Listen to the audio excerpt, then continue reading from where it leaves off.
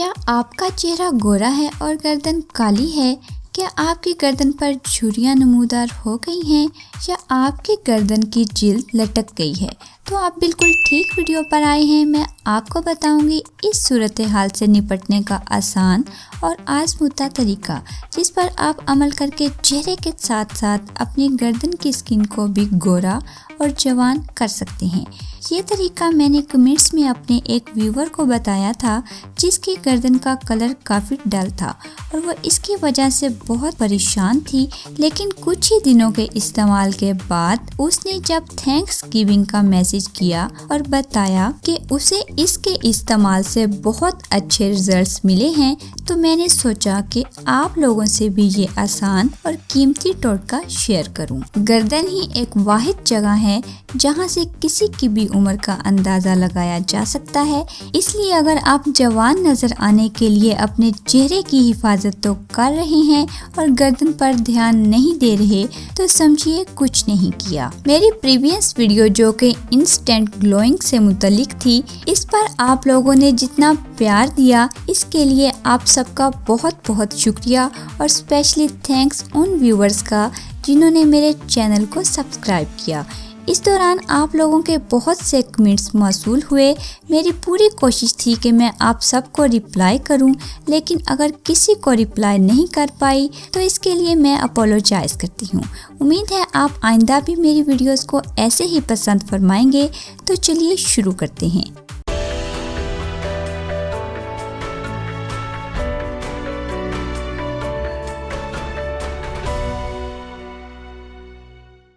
अस्सलाम वालेकुम व्यूवर्स, मैं हूं मैमूना मुस्लिमा और आप सबको अपनी वीडियो में वेलकम कहती हूं।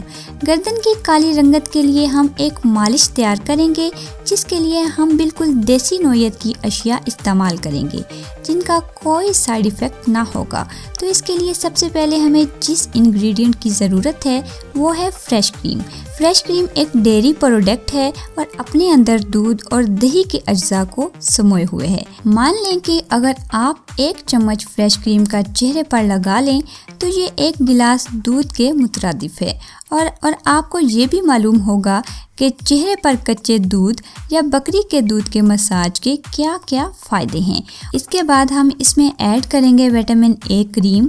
याद रखिए कि यहाँ विटामिन ई क्रीम बिल्कुल इस्तेमाल नहीं करनी।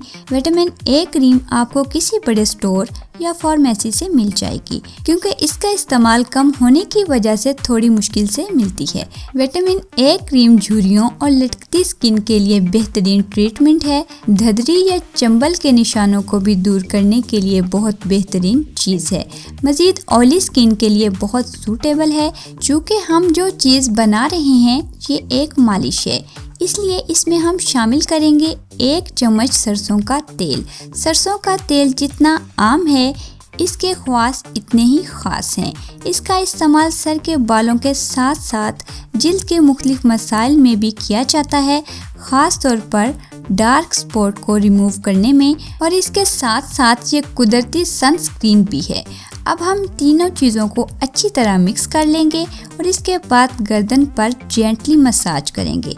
ये आप रात को सोते वक्त लगा सकते हैं और सुबह उठकर धो लीजिए और इसके बाद कोई भी अच्छा मॉइस्चराइज़र यूज़ करें।